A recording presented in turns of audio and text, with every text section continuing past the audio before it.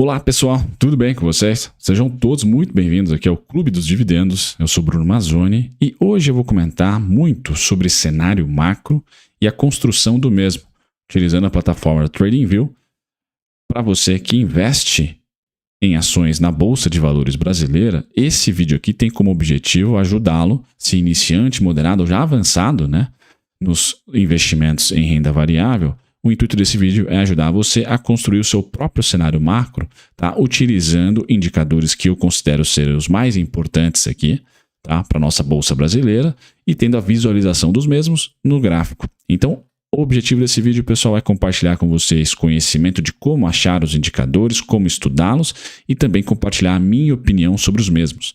Quais serão as pautas do vídeo de hoje? Pessoal, a gente vai falar sobre taxa básica de juros, a Selic, como encontrá-la e qual a minha opinião para ela. Hoje é dia 2 de novembro de 2023, então ótimo feriadão para todos. Comento sobre a minha perspectiva para a taxa básica de juros e também como encontrá-la no TradingView, que é a nossa base aqui desse vídeo, a plataforma gráfica TradingView, e todos os conteúdos aqui, todos os gráficos, pessoal, estão disponíveis na versão gratuita do TradingView.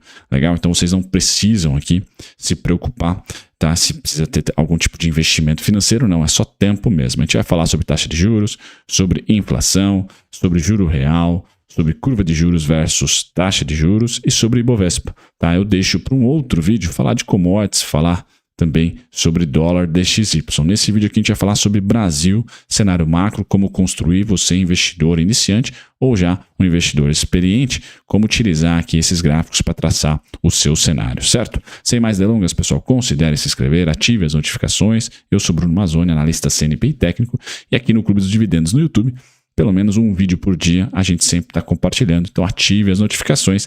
E se você é chegado em cenário macro, considere ali se inscrever e deixar o seu like já, tá? Bom, pessoal, a plataforma gráfica que eu vou utilizar é o br.tradingview.com. O link na descrição, eles são parceiros meus desde que eu me conheço por gente e tem versão gratuita. Tudo que eu vou utilizar aqui no vídeo está disponível na versão gratuita do TradingView, que é a plataforma gráfica de conteúdo também de mercado financeiro e de interação entre investidores. Esse é o TradingView. Bom, qual a primeira pauta, pessoal? Selic. O que eu vou trazer para vocês aqui? A Selic Nutella, ou seja, a Selic pós-plano real, a Selic em tendência de queda, como vocês estão vendo nesse gráfico de linha.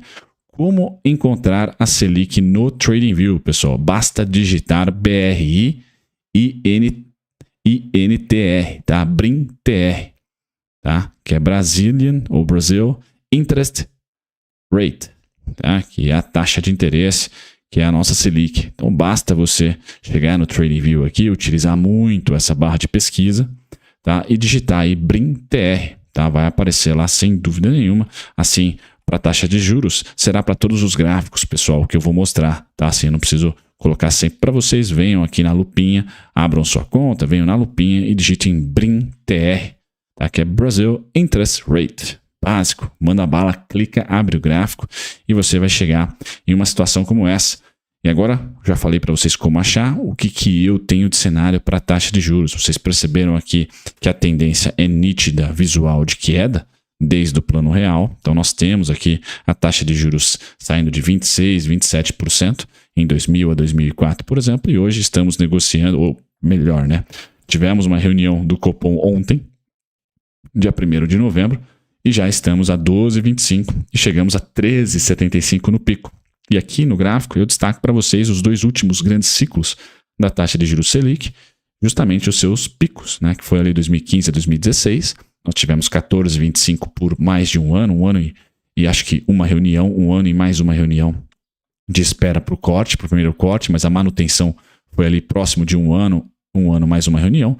E desta vez, ou seja, no ano de 2022 a 2023, foi de fato um ano ali, de agosto a agosto, nós tivemos a manutenção da taxa de juros em 13,75. Então, olhar para o gráfico, a gente tira um pouco da emoção do que é uma reunião do Copom, do que representa a taxa de juros para a economia real e entra mais no pragmatismo comportamental e histórico da evolução dos juros brasileiro.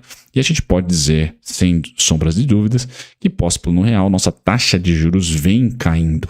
Nossa taxa de juros vem emitindo prêmios menores do que, por exemplo, no início da década dos anos 2000. Tá? E aqui eu trago a minha projeção para a direita do gráfico, pessoal, onde eu tenho para a taxa de juros um estacionamento do corte, não um corte de curtíssimo prazo, corte de curtíssimo prazo para 2024. Pessoal, a gente deve ter, infelizmente, um corte mais brando, porque a taxa de juros dos Estados Unidos está muito alta. Esse é um papo para um outro vídeo. Então, aqui no histórico, tirando Estados Unidos, tirando acontecimentos do mundo nos últimos 30, 20 anos e o que pode acontecer nos próximos anos, eu tenho nas bolinhas amarelas, tá, o meu equilíbrio para a taxa de juros pós-plano real. Então, se vocês me perguntarem, excluindo tudo o que pode acontecer e tudo que aconteceu fora do Brasil, olhando só para o gráfico, e é isso que eu quero chamar a atenção de vocês, é legal você utilizar gráfico para investir em longo prazo, principalmente gráficos macroeconômicos, e o TradingView oferece isso para vocês.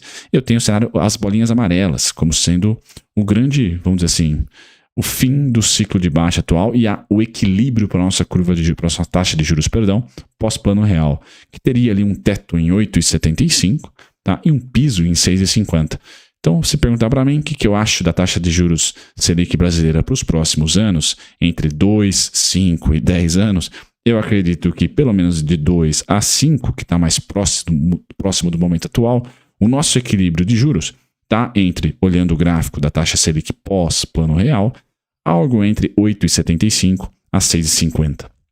Essas seriam, então, os meus principais pontos, os meus principais alvos para a taxa Selic, tá?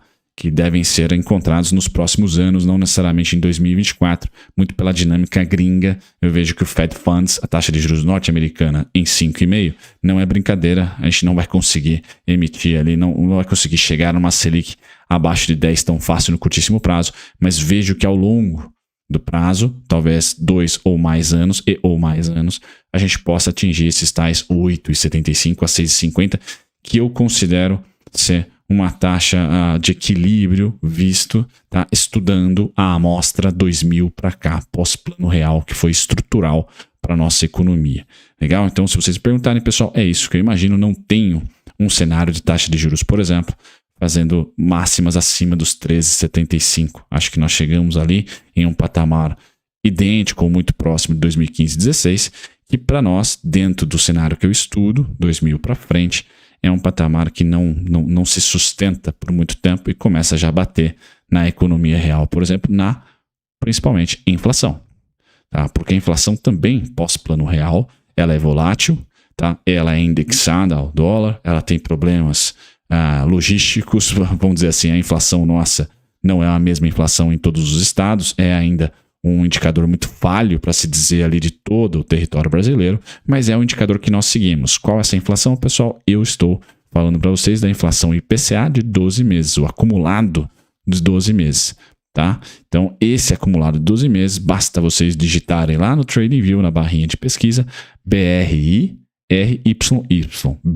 BRIRYY, seria ali a pesquisa que você fará para o gráfico, e você vai abrir esse gráfico bonitão, e aí eu fiz os meus estudos, dizendo que a região verde, pós-plano real, é onde nós devemos esperar a inflação achar o seu topo, tá? Logo, podemos calibrar aí os aportes em IPCA+, os aportes em empresas que se beneficiam e que não se beneficiam da inflação, podemos construir um plano, tá, macroeconômico ali, um cenário macroeconômico, e a parte vermelha é a região onde estruturalmente a gente não consegue ceder, tá? Não consegue ceder e ficar por muito tempo abaixo dos 2,95. Então, não creio que a gente fique por muito tempo.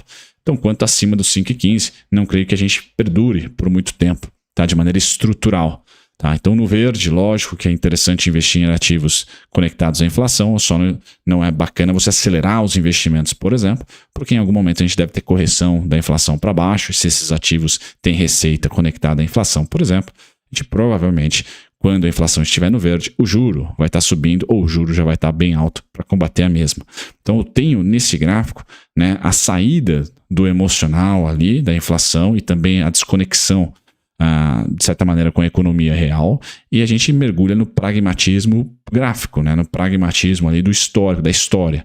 E a história pós-plano real, a gente tem uma inflação de maneira estrutural, tá, entre 5,15 e 8,95, uma inflação que está na banda superior da média ali da amostra 2000 a 2023. Assim como bateu 3%, pessoal, a gente não tende a ter uma inflação com vida fácil para baixo.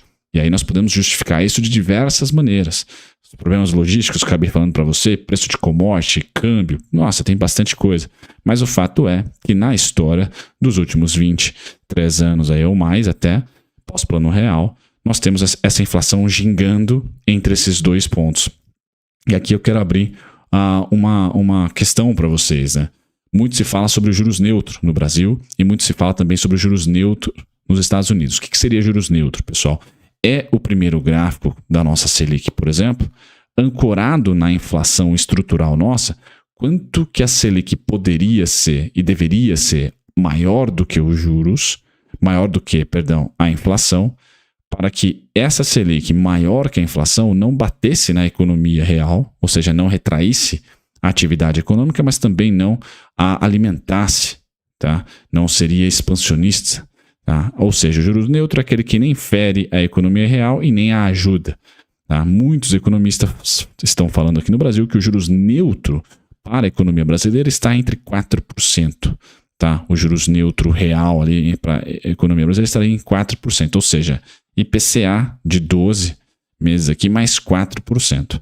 Tá? Se eu tenho que a inflação estrutural brasileira após plano real começa aos 5% ou aos 5,25% a estar, vamos dizer assim, mais próximo do seu teto do que do seu piso, o cenário mais pessimista que eu construiria então para uma Selic, para um fim de queda da Selic, acreditando então que os economistas vão ter a sua influência na política monetária com certeza, eu acredito então que 5,25 mais 4 dá 9,25.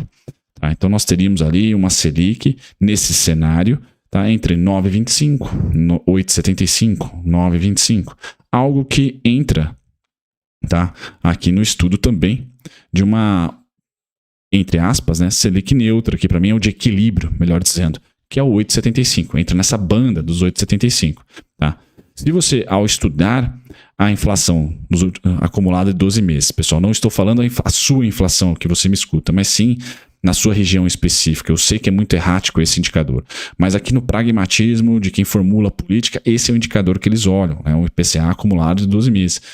Se você olha para esse gráfico e tem essa interpretação que eu estou tendo, que a partir do retângulo verde, a inflação não tende a continuar subindo e sim estabilizar ou até reverter ali de novo para os seus 5 e até, quem sabe, para os seus 3, tá? E aí a partir dos 3 reverter para os 5 e a gente tem essa inflação lateralizando e é muito bom, tá? Um amadurecimento da nossa inflação pós-plano real. Quem sabe daqui a 5, 10 anos nós temos essas bandas menores, então em vez de 3, 5 e 9, nós temos ali 3, 4,5, 6,5 e não mais 9. Tá? Então a tendência da inflação, na minha opinião, no Brasil, e torço para que em todos os países do mundo, tá? Conforme a gente vai se desenvolvendo, é o achatamento da variação da inflação, porque a inflação é aquele imposto escondido. Tá? Então, se você tem essa leitura hoje, e os economistas falam de um juro neutro no Brasil de 4, os mais pessimistas de 5, é você pegar aqui uma média desse gráfico da inflação acumulada e somar mais 5, você vai ter mais ou menos onde o BC tende a parar de cortar juros. Tá? Eu coloco o meu ali entre 8,75, você pode ser 9,25, você pode ir para os 9,50, mas com certeza, estudando, pelo menos eu espero, né? Estudando esse gráfico, pessoal, de novo, pragmático, taxa de juros e inflação, você não vai pôr uma Selic a 15, a 16 como neutra no Brasil. Não faz sentido, né? Pelo menos não tem amostra histórica que corrobore com esse tipo de opinião. Aí eu pulo para um próximo gráfico, pessoal. A inflação, então, é o BRIR YY, para vocês estudarem aí no TradingView. Link na descrição do TradingView para vocês acessarem. Eu passo para o juro real. Juro real, como que nós achamos, como que nós construímos esse gráfico do juro real no TradingView, pessoal? Você vai lá na barra de pesquisa digitar BRIM-TR, que é a Selic, menos BRIR YY, que é o IPCA de 12 meses. Você dá um Enter com essa subtração, aí vai chegar no seu gráfico bonitão aqui de juro real. Esse gráfico bonitão de juro real pós, pessoal, plano real, também nós temos uma tendência de queda. E nós temos aqui também, aí é uma opinião pessoal, não é uma verdade, pessoal, é a minha opinião sobre os erros do Banco Central, que é totalmente compreensível no Selic a 2%, tá? E na Selic a 3,75%. Ele meio que fugiu, tanto no corte muito abrupto da Selic na pandemia e coerente pra caramba. Fazia 100 anos que nós não tínhamos uma pandemia, pessoal. Então, e o Banco Central brasileiro pela primeira vez era independente. Então, poxa, muita coisa ali pra gente relevar e mais bater palma do que criticar o Banco Central, independentemente de, por exemplo, olhar para um gráfico desse e ver que, poxa, a gente foi para um juro real negativo de 4%. Tá muito, certo? Ou seja, a Selic estava 4% abaixo da inflação. Tá? Então, muito estimulativa, assim como os 3,75%, a gente saiu de uma banda, tá, pós-plano real, tá, de estabilização do juro real. O juro real pós-plano real também foi simetricamente para baixo. Tá? Quanto subiu quanto. Se fosse um gráfico de 500 aqui, o Brunão ia desenhar a vendas aqui para a gente, né? Preço teto por ali. Então, ok, se eu tenho um juro real que estruturalmente pós-plano real, quando passa dos 8%, pessoal, tá ali, vai ter poucos meses que vai continuar ali, a tendência é ele voltar para uma média, e essa média, utilizando esse gráfico aqui, pessoal, eu vejo que está na casa aqui dos seus 3,75%, 4%, 4,25%, e talvez você vá para 4,50% e para 3,50%, né, para dar 1% ali de variação entre o seu cenário de um juro real de equilíbrio, um juro real de maneira estrutural para a nossa economia, que é o mais coerente, que é o mais correto ali de se imaginar para o médio e longo prazo. E de novo, pessoal, um juro real de 4%, isso significa o quê? IPCA mais 4%, um juro real desse. De novo, vai chegar novamente naquela questão de a inflação tá num equilíbrio entre 5,25 e 4,75, mais ou menos por ali, tá? Se o juro real de equilíbrio é de 4%, nós somando os dois, 5 mais 4 vai chegar para o 9, vai chegar para os 8,75. Então, esses três gráficos nos ajudam aqui, de maneira, vamos dizer assim, visual, a mais ou menos fazer um chute muito, vamos dizer assim, ancorado por comportamento de Selic e inflação pós-plano real, numa Selic terminando o seu ciclo de queda entre 8,75 e 9,25. Tá? Quem está mais pessimista vai para os 9,50, quem está mais otimista talvez vá para os seus 8,50, mas me parece que os 8 e 9, 8 alto e 9 baixo, é mais ou menos ali o piso da Selic, se nós olharmos para o histórico macroeconômico entre esses dois principais indicadores. Não estou falando de taxa de desemprego, não estou falando de vários outros indicadores macroeconômicos, venda de varejo, construção de casas novas, etc. Tá? PNAD, CAGED. Estou falando só de inflação e juros, pessoal. E a gente já consegue, de uma maneira, eu espero, pragmática, olhar ali qual seria uma boa projeção para a sua inflação, uma boa projeção para a sua política, para a nossa política monetária. Bacana, pessoal. E, por fim, finalizo esse vídeo com a cereja no bolo, que aí é muito recente. Eu acho que vocês que estão me acompanhando até esse momento vão ter uma memória aqui mais ávida, vai ficar mais claro quando nós incorporamos, falamos de Selic, falamos de inflação, falamos de juro real, e agora a gente incorpora mais um item macroeconômico que faz muito preço para você, investidor de bolsa de valores, e você, na minha opinião, tem que estar por dentro desse tipo de perspectiva, que é a curva de juros, que aqui no Brasil chamamos de juros DI. Tá? Como que você acha esses juros DI? Esses juros DI, pessoal, tem todo o ano, com vencimentos todos os anos em janeiro. Então tem o DI 25, tem o DI 26, tem o DI 27. Esse do gráfico eu estou utilizando os juros DI 2027. Qual que é o código? DI1F e o ano que você quer o vencimento. E a Faria Lima sempre vai falar os vértices da curva de juros. Qual vértice é esse? O vértice curto, se nós estamos em 2023, é o de 2024, é o de 2025. O vértice médio de 2026, 2027. E aí o vértice longo já começa a ser talvez 2028, 2029, 2030. Tá? Então, curva longa, curva curta, é isso que a gente está se referindo, pessoal. E essa curva de juros, ela é precificada todos os dias, tá? Todos os dias pelos investidores, pelos agentes de mercado. Então, essa tem volatilidade todos os dias. Tá? O gráfico de candles é a curva de juros. O gráfico de linha que vocês estão vendo aqui verde é a Selic, que é precificada pelo Copom. Passou ali um ano estável, depois começou o corte e hoje está em 12,25, BRIM-TR. Então, como que a gente plota esses dois gráficos? Vocês vêm aqui na parte superior do TradingView, escolham um dos gráficos, ou a BRIM-TR ou o DI da sua escolha, tá? E vocês clicam no mais aqui, ó. Cliquem no mais, tá? E aí adicionem ou o BRIM-TR ou o DI1F 2000 e bolinha, tá? E vocês vão adicionar, no caso aqui, vocês adicionem numa nova escala de preço, na opção aqui de uma nova escala de preço. E se possível, cliquem na legenda aqui, ao lado direito, né? E coloquem todas as legendas em logaritmo e todas à direita, tá? Eu gosto sempre de mover as legendas aqui para a direita, certo? Para ficar, quando o percentual é o mesmo, né? O ativo é o mesmo, né? Derivado do mesmo ativo ali, Selic, curva de juros, as duas ficam à direita aqui, o gráfico fica bonitinho. E aí eu falei para vocês que a memória é mais recente, por quê? Nós tivemos em agosto o início do corte de juros. Legal? Então a Selic começou a cair em agosto. Porém, no mesmo mês de agosto, nós tivemos o piso, o fim do fechamento da nossa curva de juros. E a abertura da curva de juros ofuscou a queda da Selic até esse momento. O Ibovespa, vocês perceberam que ele não andou, tá, com a curva de juros. Não, ele está meio que lateral dentro do nosso cenário base. Espero ter gerado um valorzaço para vocês aqui, né?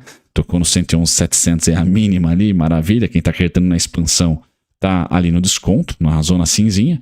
Mas, de fato, todo o mercado esperava que com o corte da Selic, iríamos lá para 130 mil pontos rapidinho. E não foi isso que aconteceu. O cenário externo foi o que corroborou para essa abertura de juros, sem dúvida nenhuma, mas é importante, e aí eu finalizo o vídeo aqui, vocês também acompanharem curva de juros para entender um pouquinho de cenário, de aceleração em renda variável, diminuição de aportes em renda variável, querer mais renda fixa, se é no CDI, se é na pré-fixada, se é no IPCA. Isso tudo vocês podem ver no gráfico de IPCA, no gráfico de juros real para renda fixa pré-fixada, no gráfico de curva de juros para o CDI e no gráfico de IPCA para o seu IPCA longa. Então tem todas as informações, na minha opinião, pessoal, para você, investidor iniciante ou já um pouco mais amadurecido na Bolsa de Valores, dentro de gráficos, visões pragmáticas de gráfico, para você construir o seu cenário macro.